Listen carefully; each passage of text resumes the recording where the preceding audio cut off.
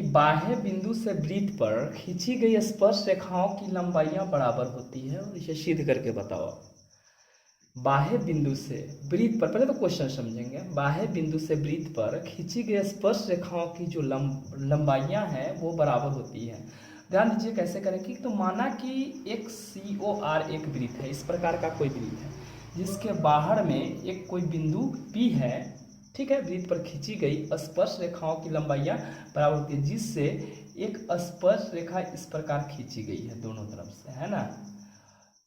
अगर इसको A मान ले, B मान ले, और ये तो O होगा ही, है ना। तो यहाँ पर लिख देंगे थोड़ा सा, माना कि COR अर्थात R त्रिज्या वाले तथा O केंद्र वाले कोई वृत्त है ना। इसको समझते हैं ऐसे। माना कि COR एक वृत्त है जिसके बाहर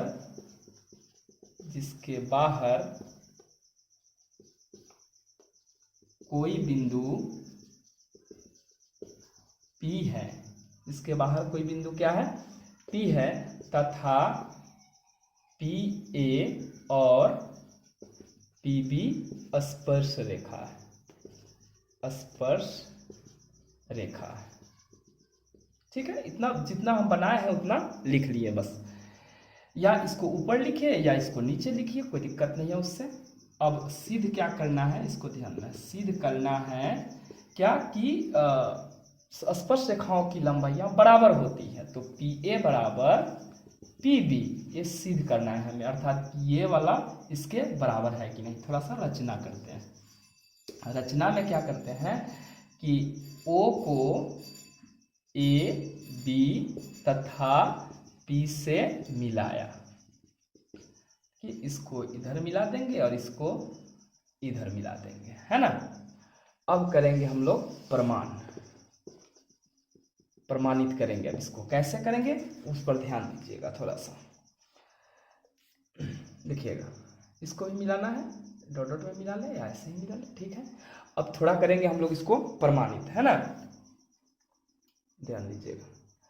अब यहाँ पर देखिए दो त्रिभुजें बन रही है, OBP त्रिभुज OBP तथा त्रिभुज OAP में, OBP तथा त्रिभुज OAP में, है ना। तो जब स्पर्श रेखाओं की लंबाई, जब स्पर्श रेखा पर कोई त्रिज्याएं पड़ती है तो वो 90 डिग्री का कोण बनाती है। तो यहाँ हम लिख सकते हैं कोण B बराबर कोण A। क्यों? क्योंकि ये स्पर्श रेखा और त्रिज्या के बीच बने कोण है ना। तो इसको लिख सकते हैं कि एक ही कोण A बराबर कोण B, क्योंकि दोनों 90 डिग्री है ना। यहाँ लिख लेंगे दोनों समकोण है, 90 डिग्री बना रहा है। ऐसे भी पूरा भाषा में OBP बराबर OAP ऐसे भी लिख सकते हैं, कोई दिक्कत उससे नहीं। अब कोण B इज इक्वल टू कोण A आ गया। दूसरी बात करें, OB बराबर OA हो जाएगा, क्योंकि ये जो रेखाएं हैं OB और OA, इसको ध्यान देनी हो, क्योंकि ये क्या है, तो उस वृत्त की, एक ही वृत्त की त्रिज्या है और सारी त्रिज्याएं आपस में बराबर होती हैं, तो ये भी बराबर हो जाएगा।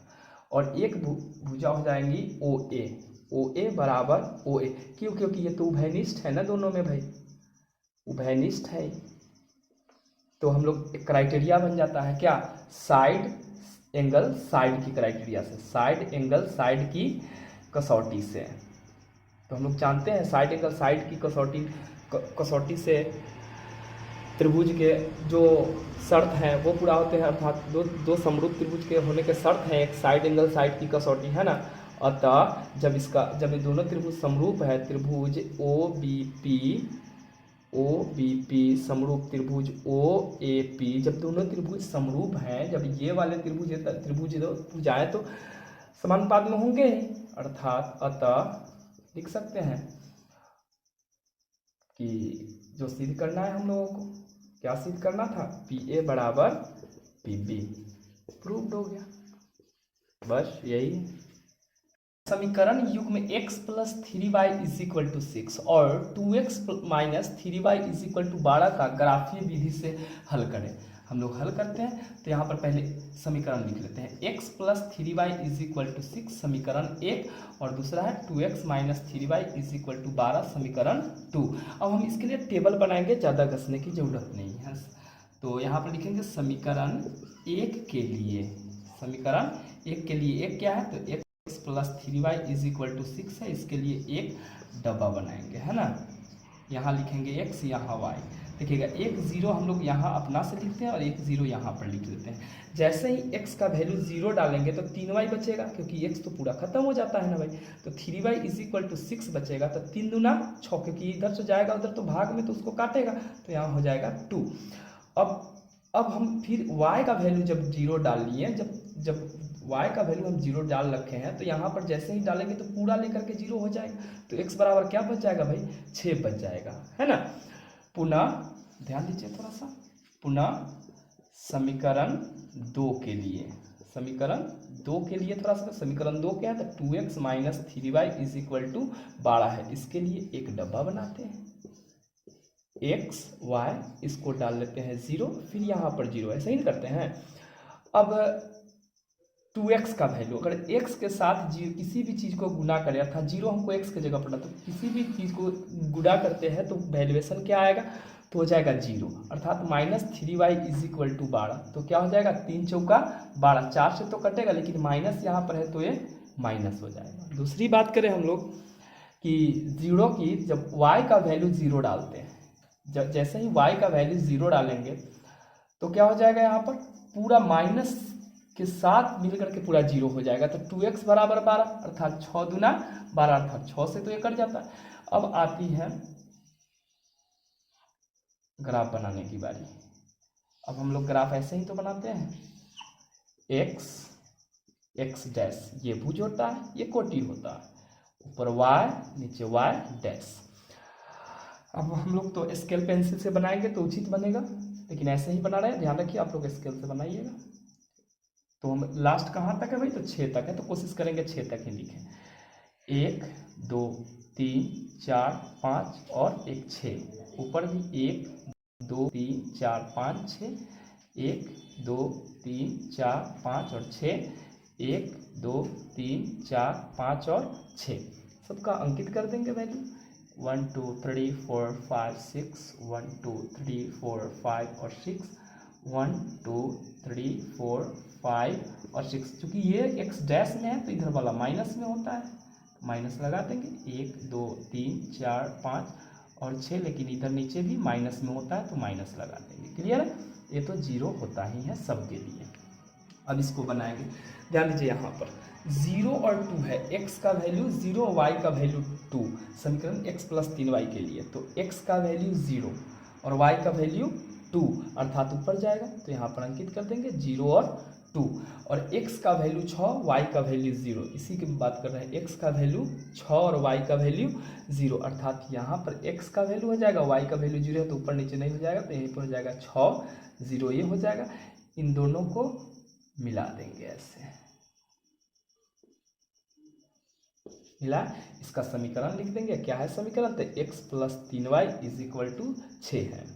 ध्यान दीजिएगा आप लोग। दूसरा समीकरण के लिए बात करते हैं, x 0 है लेकिन y माइनस 4 है, तो x 0 तो यहाँ हो जाएगा, ना इधर ना इधर ना ऊपर नीचे, और लेकिन होगा यहाँ पर माइनस 4, तो यहाँ हो जाएगा 0 माइनस 4, माइनस 4 कहाँ जाएगा, तो y का वैल्यू नीचे तो नीचे जाएगा, ये हो गया 0 माइनस 4, और एक है x 6 और y 0, x 6 और y 0, तो फिर से हो जाएगा यहीं पर 6 0, इसको ऐसे मिला देंगे, मिला समीकरण लिख देंगे। क्या है, 2x minus 3y is equal to 12। देखिए दोनों का कटान कहाँ बन रहा है, तो 6 0 पर, अतः आंसर क्या हो जाएगा, x इज इक्वल टू 6 और y इज इक्वल टू 0, ये संगत होगा,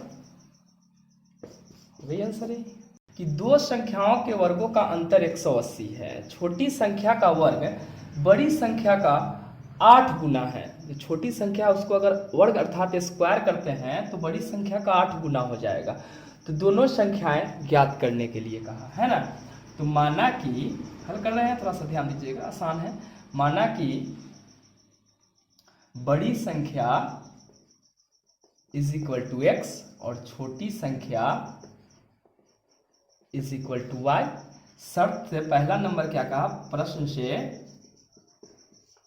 शर्त नंबर फर्स्ट करके क्या कहा कि दोनों के वर्गों का अंतर 180 है, बड़ा और छोटा का। तो x square minus y square बराबर 180 समीकरण 1 मान लेते हैं। पुनः प्रश्न से क्या कहा, दूसरे शर्त में पुनः प्रश्न से कि बड़ी संख्या का 8 गुना है, कब, छोटी संख्या का वर्ग, अर्थात वाई स्क्वायर करेंगे तो ये कितना गुना हो जाएगा, तो बड़ी संख्या 8 गुना लेना पड़ेगा। इसको मान लेते हैं समीकरण 2 और वाई स्क्वायर का मान समीकरण 1 में रखने पर, 1 में रखेंगे, वाई स्क्वायर बराबर 8x है तो इसको यहाँ पर रखेंगे, स्क्वायर है याद रखिएगा। तो एक्स स्क्वायर माइनस क्या हो जाएगा, वाई स्क्वायर की जगह पर 8x हो जाएगा। 8x इज इक्वल टू 180, या एक आगे बढ़ाते हैं, ध्यान दीजिएगा, या एक्स स्क्वायर माइनस 8x, अभी प्लस में तो इधर माइनस में आ जाएगा, 180 इज इक्वल टू 0। अब इसको गुणनखंड विधि से हम लोग तोड़ लेंगे, x square minus 18x plus 10x, 18 दहाई 180 और 18 से 10 गया तो 8x minus 180 is equal to 0, या x कॉमन ले लें तो x माइनस 18 बचेगा प्लस 10 कॉमन ले लें तो x minus 18 is equal to 0, x minus 18 common ले लें तो x plus 10 is equal to 0, और अलग अलग कर लेते हैं, x minus 18 is equal to 0 और एक हो जाएगा x plus 10 is equal to 0। तो x इज इक्वल टू 18 और x is equal to minus 10, जो माइनस में नहीं होगा, तो x का वैल्यू आ गया मेरा कितना, 18, x का वैल्यू 18। तो x का मान समीकरण 2 में रखने पर, 2 में रखेंगे, 2 क्या है, तो वाई स्क्वायर बराबर कितना है, 8x है। तो हम लोग लिख सकते हैं यहाँ पर कि y square is equal to 8 गुना 18, तो y square is equal to 18 है 144 होता है, तो वाई इज इक्वल टू क्या हो जाएगा, रूट अंडर 144, तो वाई इज इक्वल टू 12 हो जाएगा। यही आंसर क्या हो गया, तो 18 और 12 हमारा आंसर हो गया।